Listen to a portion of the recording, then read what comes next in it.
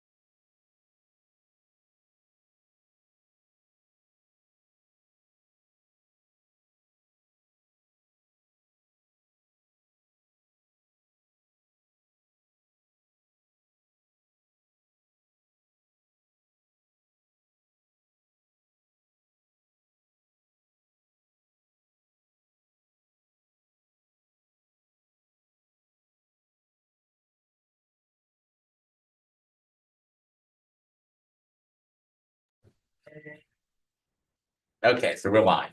I'd like to go ahead and call a meeting to order and thank everyone for making it here in the sort of middle of summer, it's hot summer days and vacations and whatnot. It's great to be able to have pretty much the whole board here today. It's an important meeting today with the governance. I'm going to turn it over to Emily for the vote for chair and vice chair and the signing of other things. So it's good to see everyone here today and do that. Emily? Sure. So at this meeting, we'll open the meeting by electing or deciding upon voting on our chair and vice chair for the next 2 years. Both of these positions have 2-year terms. Chris Peterson was nominated and expressed that she was interested in serving as chair. She's the only person who has mentioned to me that she's interested, but if it's still open, if anyone wants to jump in. Seeing no hands. Brent's going, not me. Yeah. Seeing no hands, I think we can probably just do a verbal motion. Yes, so does anyone move to approve Chris Peterson as chair of the Board of Trustees for the next 2 years? Yep. Okay, and a second? Second. All in favor? Aye. Aye. Great. Congratulations. And for vice chair, Sharon Gunter Carter has expressed she served as vice chair the past 2 years.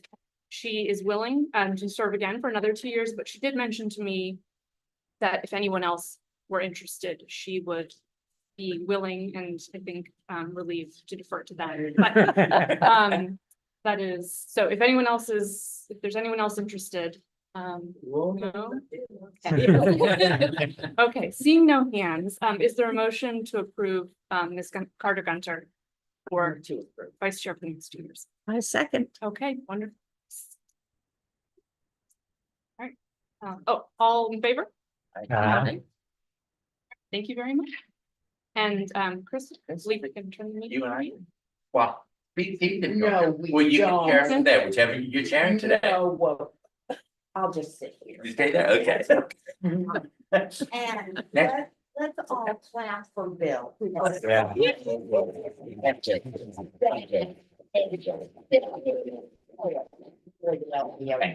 Thank you. Thank you.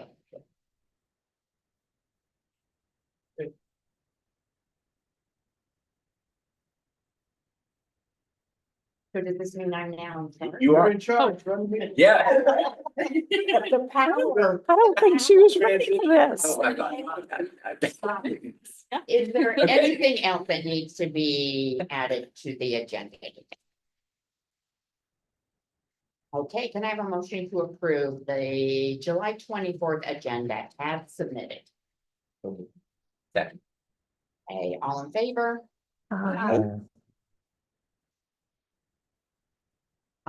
Is there a motion to approve the consent agenda consisting of the June 26th meeting minutes, the pending deposited gift report, and the statistical reports as submitted? Do I have a motion? Second. Second. Right here on it. All in favor? Aye. Okay. Am I done? Okay. Shall we move forward then with the Friends report? Yes, thank you. Ruth couldn't be here this month, so I'll convey a few things that you mentioned. I think I mentioned last month, they didn't have a meeting for July. They take that month off during the calendar year. But their next school board meeting will be coming up on the 7th of August. And at that time, they'll be moving some funding over to the last area for this fiscal year. And as Ruth mentioned last month, they hope to have a little extra maybe to get the project started. We welcome and very excited about. They're in the process of working on their fiscal year 25 events calendar. Couple tentative dates that they'll need to vote on in this next meeting. They're planning for the fall book drive, either the September 14th or the 21st. I think the 21st there's the one Richmond 16 to 19 day race. So they may be looking at how that possibly impact traffic that day. But the book sale itself will be held on November 1st, 2nd, and 3rd. And the that will coincide with the Friends annual meeting being held that Friday. And that's everything that was asked to bring forward. Thank you very much. All right, we next have the Library Foundation and Susan here. After we left the June board meeting, I go back to the office and opening and letting us know that we received first grant awards through the Virginia Commission of the Arts. In partnership with the Virginia American Revolution 250 Commission celebrating the Revolution years and 250th anniversary of the American Revolution. This grant supports events in the Yeoman Concert Series in the upcoming season. We recently submitted a grant request to Maryland-based Jack R. Lenderson Foundation. This request is in support of new materials for a learning through play area, the children's area at Maine, and is part of a larger comprehensive effort to focus on that. Next up, I am working on a new submission to the Hunting Foundation. And the Robbins Foundation, grant affordable at the end of this month, so these weeks. If there is a grant that you are aware of that you think we should talk about, please don't hesitate to let me know. That research is always ongoing. And then recently, we met with July Celeste. And we're excited to share that July Celeste's strong interest in supporting youth education and school partnering for National Library Card assignment. Nice. Our next school board meeting is set. And I want to thank everyone who attended the July 13th without the open house.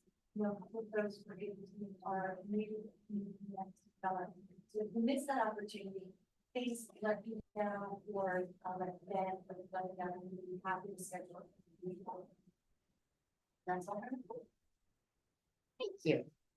All right, over to Scott for peer administration. All right, I have a couple things to add to the report that's in your packet. You'll see that I took a trip to Norfolk with library staff. So Ben Himmelfarb, Clay Deshawn, and myself went to Norfolk on July 3rd to visit their library facilities and meet with their staff and see how they run their operations. We get compared to Norfolk a lot. The city was sent a delegation down there to visit and see how they implement the tall ships event. Tall ships is the one that they've had for a long time. So the city was hoping to bring that to our city in the future. So they wanted to see how it was done. So it was an opportunity for Richmond government staff, Norfolk government staff, and share information. So that was what Clay and Ben and I did. We had an opportunity to tour the Slover branch, which was built about 10 years ago. It is in the downtown of the city. The main library from Norfolk had moved around a couple of different places. They are a much older library system than us. They were founded in about 1900. So they have a little bit longer tradition than us. And their central library had moved around. So they took over this space probably around 15 years ago. It was an old customs post office building. And then the city added a $65 million renovation to it that expanded it to about 140,000 square feet. The city is, so the city oversees the building just like they oversee our buildings. They were able to do it from a major donation from the Batten family, who donated probably $60 million to the project. So it is a striking building. The interesting thing is that the library is a tenant in the building. So it's no longer called the Slover Library, it's called the Branch Library at the Slover. So the Slover has been kind of subsumed by the city. So it's mainly event space and meeting space, and there are some peripheral library uses going on with the space, but it's very small. The library also has very limited hours, probably less than 30 a week out there. So it is not the flagship of the Norfolk Public Library System. They rely more on their area libraries. So we then, after visiting Slover, we went to one of their larger branches called Pretlow, which was out kind of on the beach, so, I'd always thought, I'd heard of this library, and I thought, wow, wouldn't it be great to be a branch manager at a beachfront library? It was a very nice building, it was kind of done in a beach house vernacular, if you can imagine that. About a 40,000 square foot building, it would be like an area library, Henrico has, that would be an area library in most library systems. They are still kind of recovering from the pandemic, so their hours are still limited, their circulation and materials budgets have not recovered. So it was great to visit and see what is working for them, what isn't working with their challenges and our challenges, and share those things. So that was a positive. What beach is it on? Ocean View. Yeah, so. That was. Do you think anything you recall that's I left out? Not really, took me a while to get over it. Down here, because it ostensibly, this is everything Clay would have ever wanted for Richmond Public Library, and like everybody else, I'd seen the images, the slover on the front of American Libraries, you know, and you have won several design awards, and gorgeous facility. Just there was some missteps with regards to making it a library and what was in that space. So But So that's that a was great cautionary, opportunity yes. to learn from their experience. it's most definitely, Yeah. most definitely, but I would say cautionary tale is to be found. Give us one example of them. Yeah, not that, yeah, we don't want it too negative, but just things we should think about. The computers, they originally stacked the building with like 130 computers, put them in the basement and had the problems that you could imagine having in a basement. And so I don't know, what we don't know is how much input the library had on some of those things. If we build it, they'll come kind of approach. But no, it was very interesting, and they had marvelous pictures, and but it does seem the library is being diminished more and more as they try to figure out what to do with this space. So is it used as event space for the city? Is that so. what the It's- facility is? The way it was described, they don't have a librarian in charge of that building, they have a visitors bureau marketing person in charge of the building who works with the library. And it was explained to us that this needs to be thought of as an airport. So an airport is a place where this big function goes on, but people rent the different spaces and they utilize it for whatever, and so. Kind of that sort of that sort of ethos was involved in it, and they've struggled to like communicate and coordinate between the two spaces. And so I think they're still struggling over it. And I'm not sure, and I think things have improved, but there are lots of challenges with that space down there because I was talking to Bill, and what Clay and I noticed we were there on a July 3rd, but there weren't many residential people down there. Like, it wasn't like a hub. Behind the library is Carnival Cruise Docks, and they explained to us that Carnival Cruise is now going to have their headquarters there. So they have people hitting that area for 4 or 5 hours and getting on the boat and leaving or returning. And so they had a galleria of shops that were connected to the library. So it's kind of like think of it like a disembarkment place. So like they have, it was kind of like the library had been the anchor tenant and is no longer the anchor tenant. And they haven't managed how to get enough going on down there to utilize and optimize the space. They also had an incredible parking problem. They had an older parking deck. And that wasn't serving them well either. So again, it was like things that we encountered in our master planning, parking, spacing, making sure we're connecting. So that was all really good to see with that environment. And then the branch library was interesting to see, an area library that was great building, but also challenged to connect with their users. And a lot of it that I saw was their hours were limited, they didn't have staffing, So it was things that we addressed, access, we really put access in place, and program in place. And those were the things that were struggling with because they didn't have the people to do the programs, to do things in the space to get the people there. So they're working on it. So So is, with all of the downsides and all of the cautionary tales, do you think leasing in general for us in Richmond is an option? May not be a top option, but is it not an option or an option as we wrestle with our facilities? well, I think we can talk about this more during the facilities meeting, because these are all issues that we've kind of confronted and talked about briefly. And we are hoping to put a strategy together to kind of come up with recommendations, considerations as we move forward, because I think some of the things that we could have pitfalls that we could avoid are, having clear and consistent data that drives our decisions. Clear and consistent agreements that this is how we will proceed. I don't know that those things were in place. So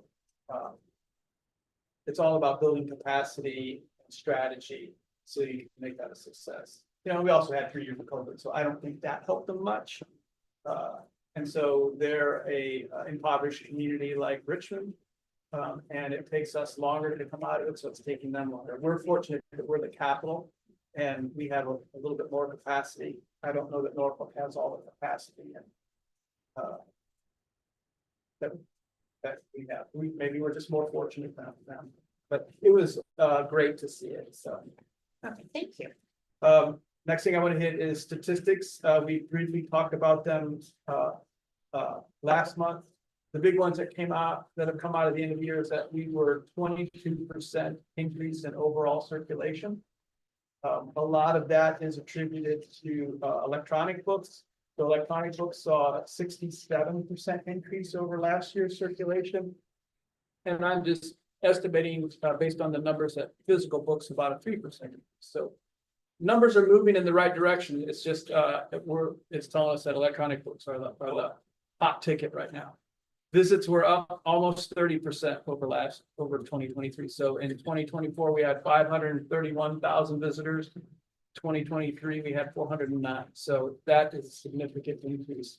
And then lastly, new cards, we had about a 28% increase over 23. So last 24, we had 19,142, and 23, we had about 14,000, almost 15,000 library cards. So Congratulations. I think those are kind of scoreboard numbers that we can point to and say, this is a direct result of the investment the city's made and the strategy that this board has pushed forward. So access, open libraries, welcome libraries, programs in the space, increasing staffing so that we can respond to our community's needs and wants. So I think those are significant numbers, and I think the board ought to really give themselves a pat on the back because you all helped make this happen.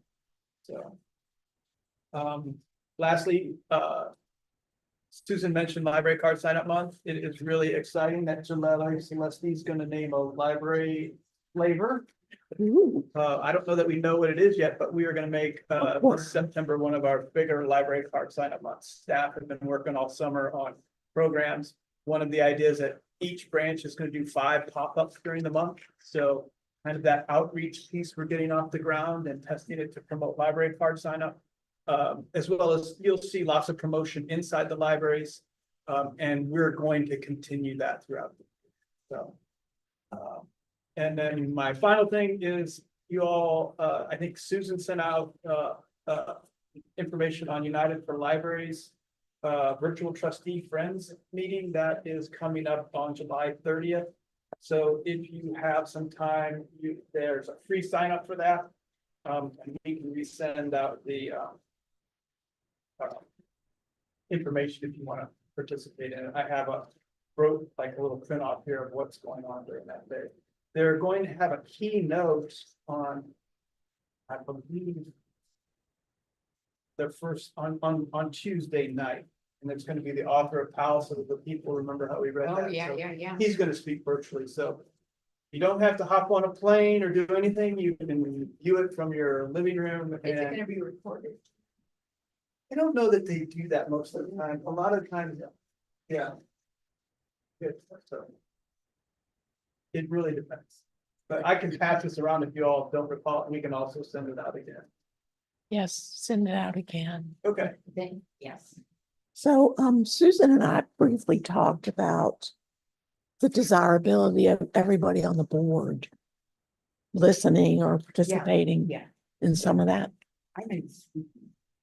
So, But if you sign up, I think then later you get an email telling you how to get to the I recording. can do that. Isn't that how it works? Yeah. Susan? So you can be in Sweden. Yeah. You don't have a last name like Peterson without a trip to, home country. Any other questions? So I think that.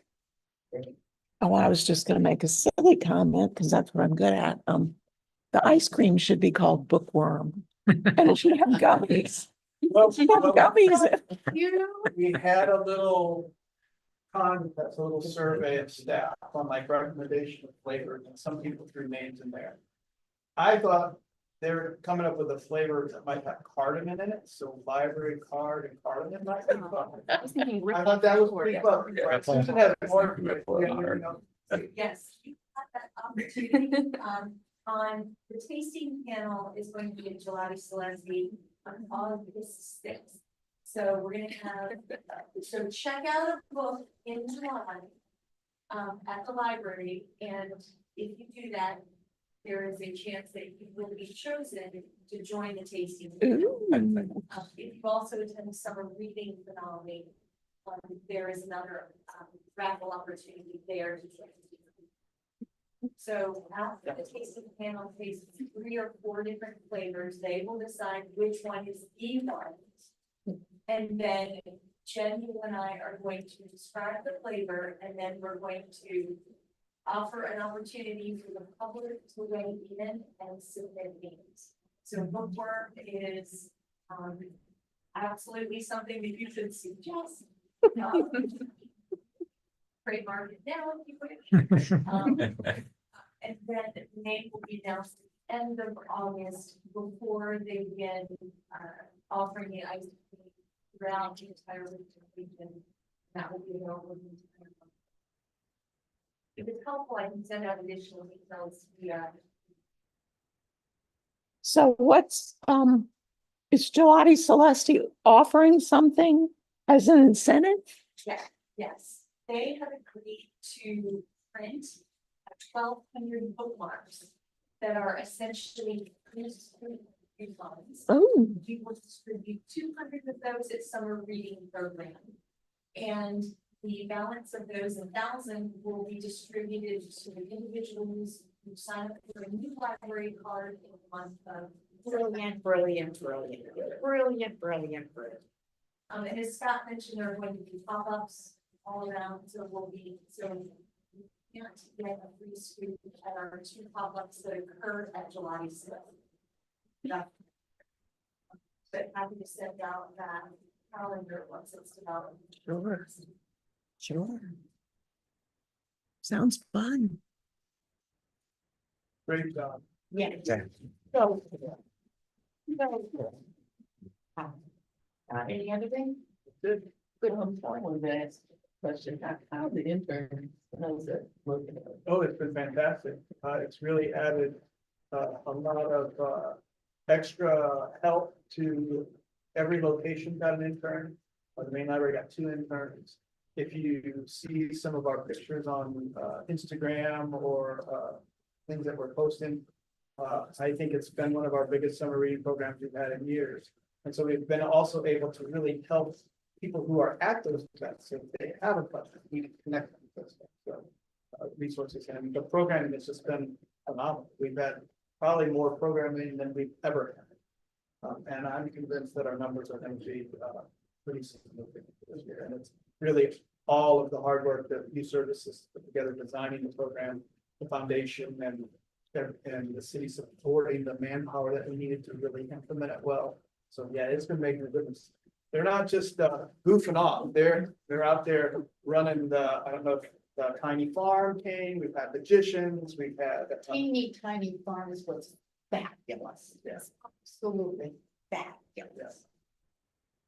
So, And I do want to say kudos to whoever is in charge of the social media. I'm seeing all kinds of social media about the library. I love the little skits, all that, and that's been great. And also I see the numbers of young adult programming is rising. Yes, kudos to that too. yeah, so we have hired a young adult librarian, and she is working with young adult associates that we have in the system, and they're designing the programs and really exploring new opportunities. So you may recall the Urban Library Council, or the ULC grant that we received through Walmart. That's $15,000. So recently she's identified partners in the community that we can work with in the future. So over the next year, we're going to be refining that list, getting some better partnerships and figuring out what kind of programs that we can implement in either our space or their space, and really trying to connect with teens. That's been something that we haven't had the ability to do for a long time. And so I'm excited to see us grow that program and make that turn. So. I would also ask, if, you said they're doing the pop-ups, if they get, if they have any space, reach out to the PTAs or, Yeah, that's a good idea. schools, when they have their back to school nights and things like that, maybe. Yep. Hey, Garrett, advocacy. Good morning.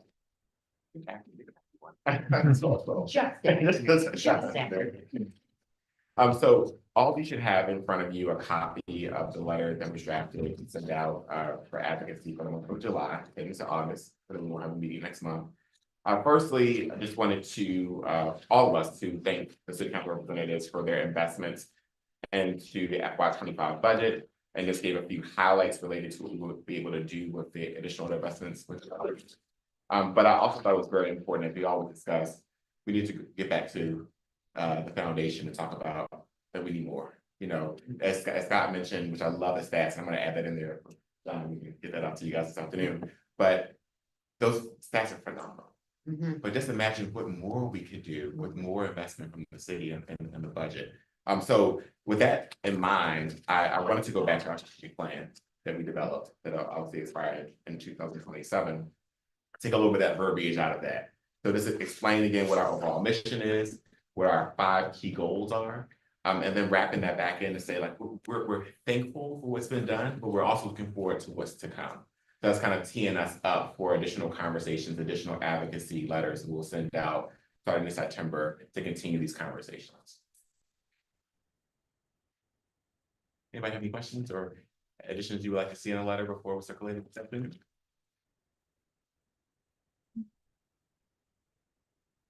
I have. Sure.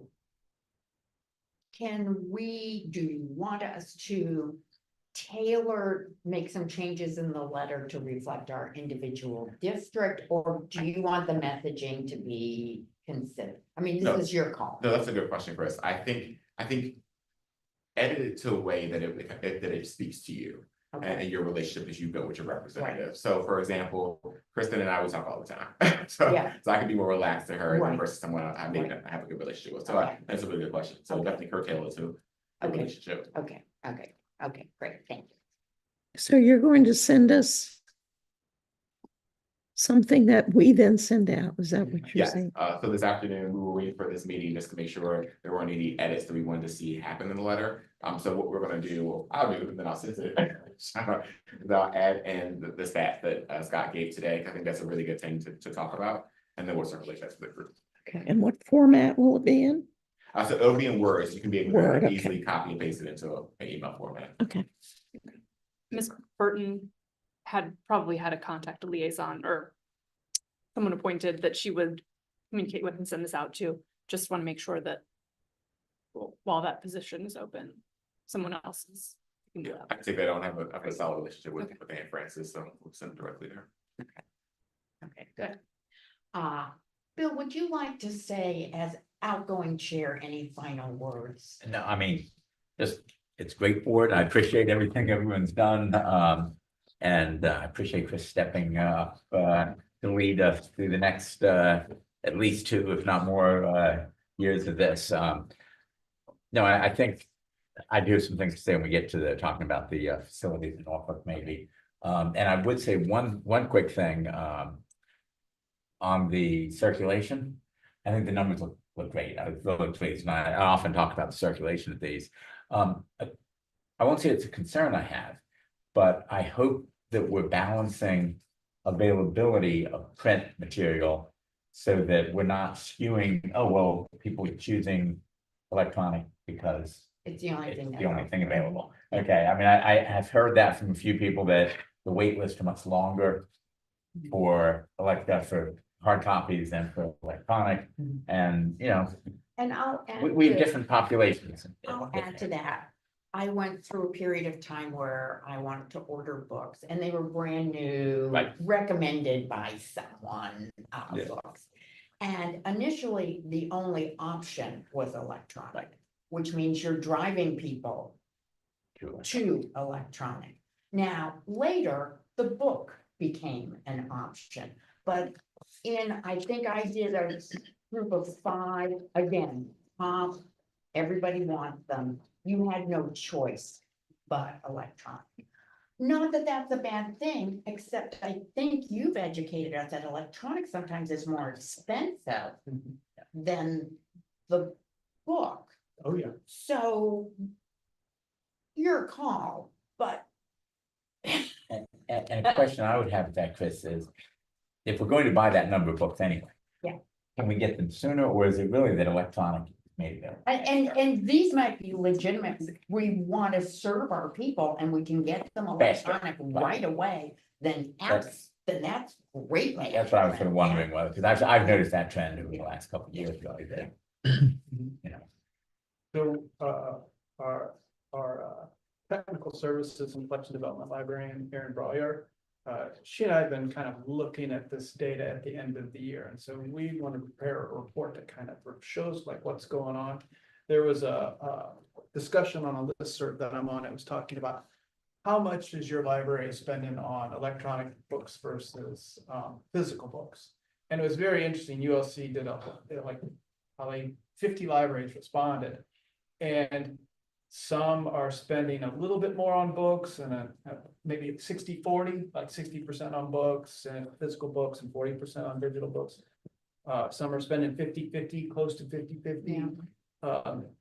But when you look at those numbers, it's not necessarily telling you what's going on because electronic books are more expensive than physical books. Right, Some things aren't available in certain formats. right. Interestingly enough, we're spending probably a little bit more on electronic books than physical books because of that reason. Now, when you look at our circulation, 67% increase. Maybe where we- That's where, the other thing that was, so I had the same concern, and the thing is, that was pointed out to me is that we don't have people really waiting too much for big books, you know. We're able to satisfy those demands. What's happening is our people are going on to our electronic books and waiting, so they're willing to put it on hold and wait till it becomes available or delay it because they're still reading bunches of stuff. So I think it's what we're doing is we're looking at that data and we're trying to see what trends are happening in our users and how we're making those decisions based on demand and the publishing and how it all works. So I feel like it seems, and so I'll have that report later this year. So. Well, I want to just say a couple things. First, Bill has been such a steady, calm hand. I have gained from the past 5 years and I thank you. I'm also really excited to be chair. I'm really happy about this. This is a gift to me. And during our break, I will be working with Bill and with Scott because they know so much that I need to learn. And I'll make mistakes until I get it. So you want to be patient with me, I'll get it. But I've got two great resources and I'm really looking forward to working with them. I'll also be working with Emily as we look at our committee assignments and then talking to each of you with your assignment. Because it's an opportunity right now to start fresh, to tailor things to skill sets, to desires, or to have something you really committed to and stay the course in all things. So we'll be working with these three so that in September, when we gather for our official new season, I'll start with a theme because I love themes. We'll have everyone positioned in a place that's right for where they are in their life.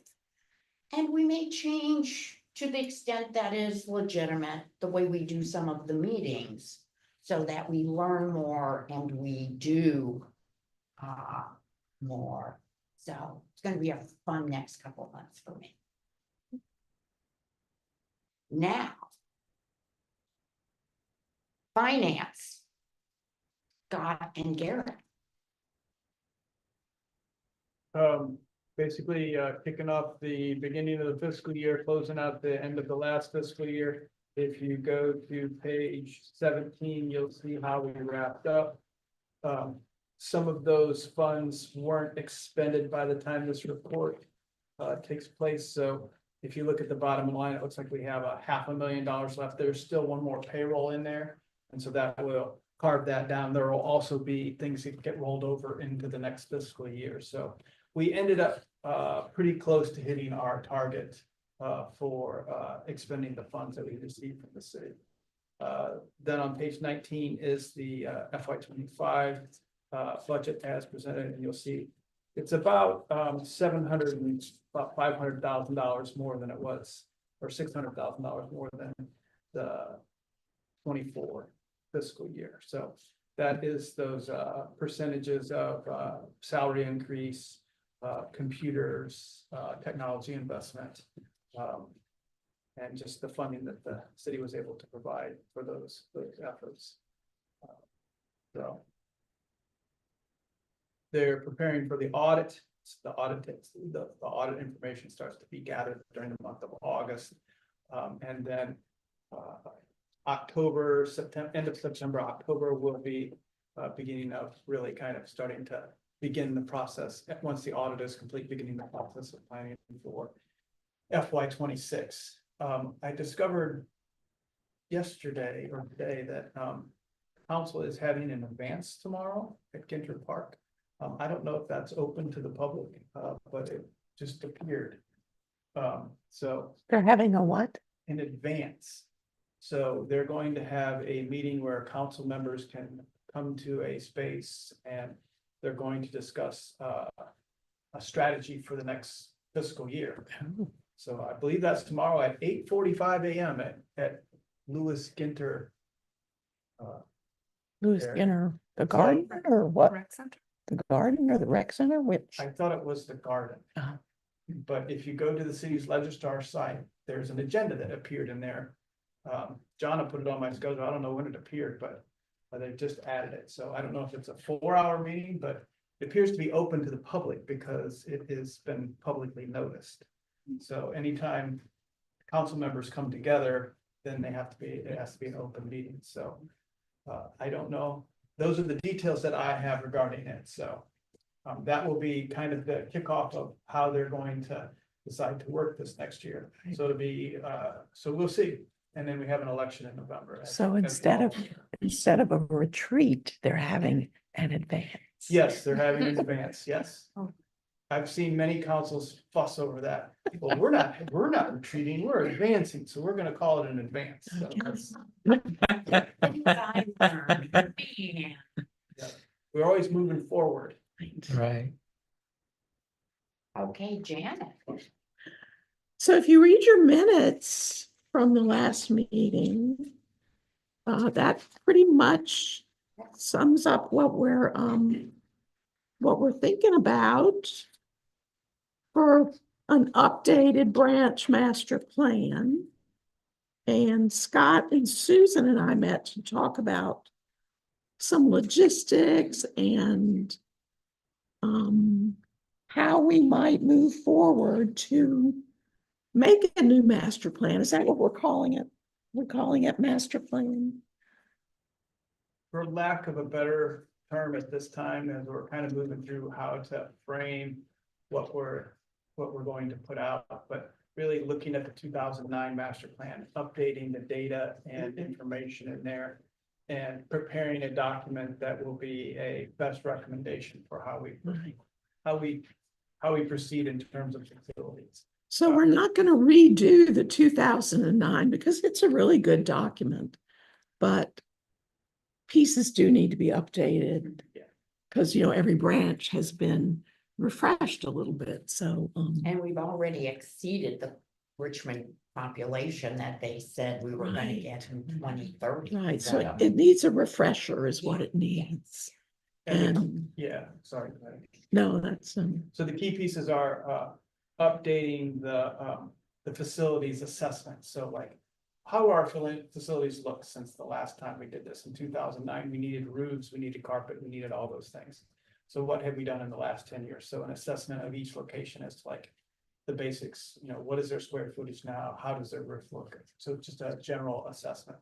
The next thing would be updating all of the data, the census data, the statistical data on circulation, our data, data for neighborhoods. So neighborhoods have changed in the city of Richmond since 2009, some very dramatically. So what is that information telling us? So we wish to work with planning and see what other libraries have done to target and determine like where they would place a library or how would they expand a library to meet the population around the library.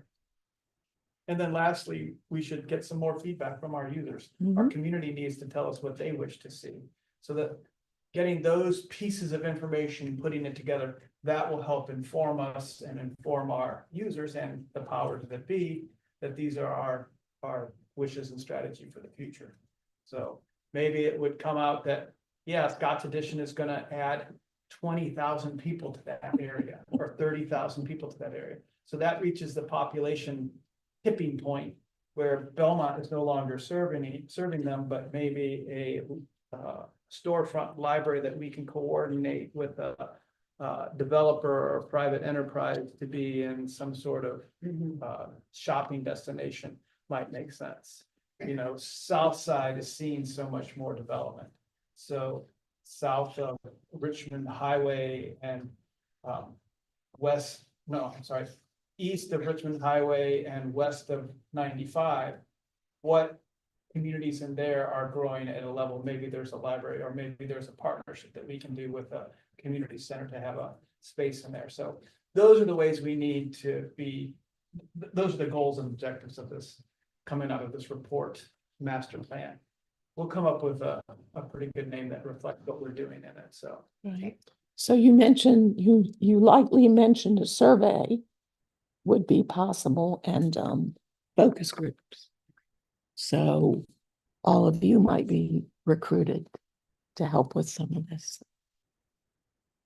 How is this new department of the city gonna impact us as far as, like fixture buildings, all that kind of stuff? Well, I had very high hopes for it, and I was supposed to have a meeting with the person who is going to lead the effort to create that department, Joe D'Amico. He's resigned from the city and they need to replace that position. So Really? they're Uh-oh. so they're seeking a new person to generate this department. So I had very high hopes that we would be able to meet, and I was hoping to kind of say, hey, would you help us with this facilities assessment? Because you guys are the experts and these are your buildings and you're gonna have access to data. So he's no longer with the city. So we'll see what that brings. So that's why I came back to Janet and the facilities committee and said, okay, so how about we start putting this information together and we hold on to it so that we can have this information, because we need to keep proceeding. Because in 6 months, hopefully when this general services department gets up, we'll be able to help them assess us, to guide them on maybe where we need to go. And And we'll have shovel-ready projects. Yes, there. that's Yeah. the hope. Yeah. So we're hoping that we'll have a nice document that we can share with all the new council members Yeah. when they come on board, so we'll put the library into their brains. Good idea. So I don't know if that answers your question, but Yeah. the goal of the GSA is to, right now in the city, like buildings and grounds and fixtures and furnishings and different things to relate to buildings are now kind of controlled by this department, that department. And so balls get dropped because it's like, I thought this DPW was handling, well, I thought this department was handling it.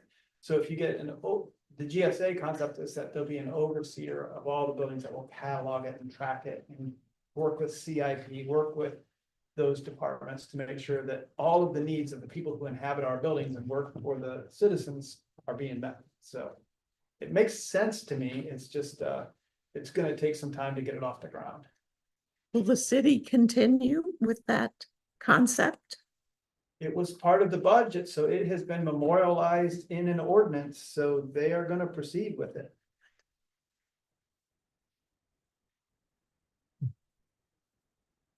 Interesting. Good question. All right. Emily, governance? Anything else? The only thing I have to mention is that the new appointment was not made at the last city council meeting. We anticipate that they will vote on that in at the September 9th meeting. Oh, So the position will hopefully be filled and we have to meet our new committee member at our September meeting, hopefully. so hopefully she'll be able to join us on September 25th. Okay. I'm gonna suggest one quick thing.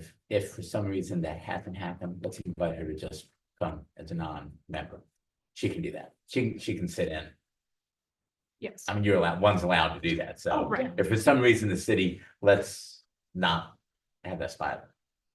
We can't fill it, obviously. Yes. She can be here, understand, start hearing the new things Chris is laying out, you know. Yes. It would also wasn't voted on by the government operations subcommittee, which we anticipated. Usually No, they did vote on they it. did. Oh, Yeah. I watched that meeting and I didn't see it. So it did happen. Yeah, Maybe they there was another. approved the Okay. one that Oh, good. Reva Trammell recommended. Oh, really? Not the one that Heather suggested? Oh, my. No. Oh, and I was not informed of this. This is Well. news to me.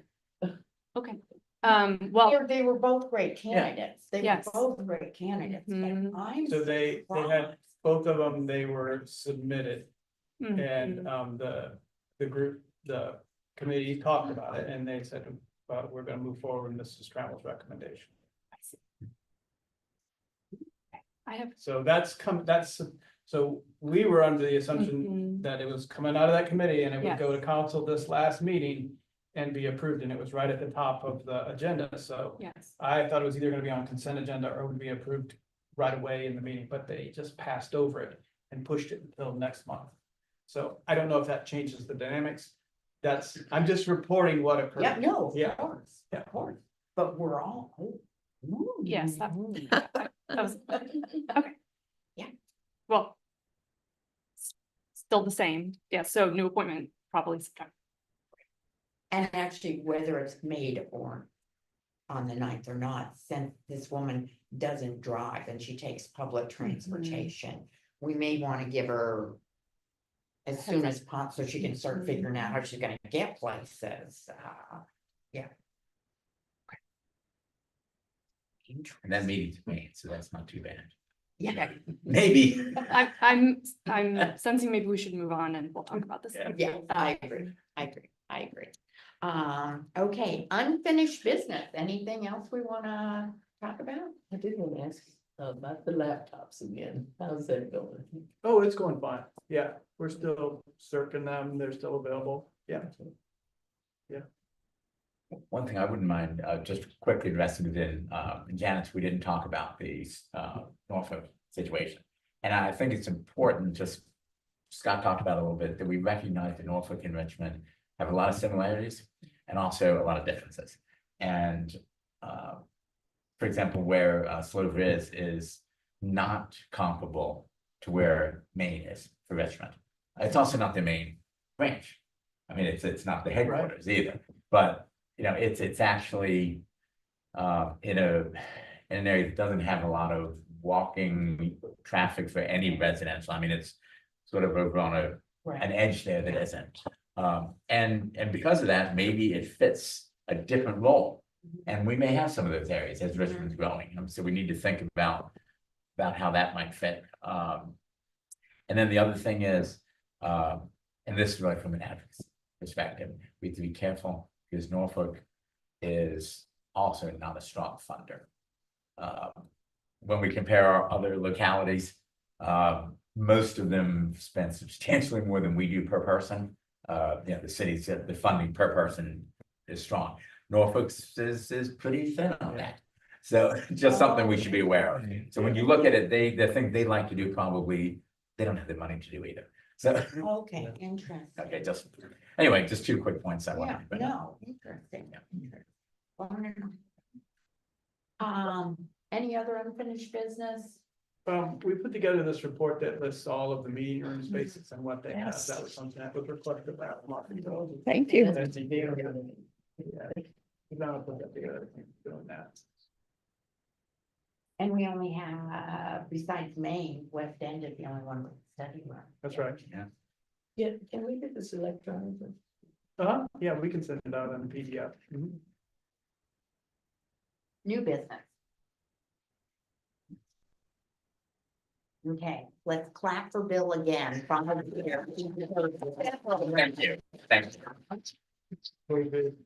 Our next meeting is September 25th. It's going to be in Maine. Can I have a motion to adjourn, please? Good man. Second. Right. Have a good rest of your summer.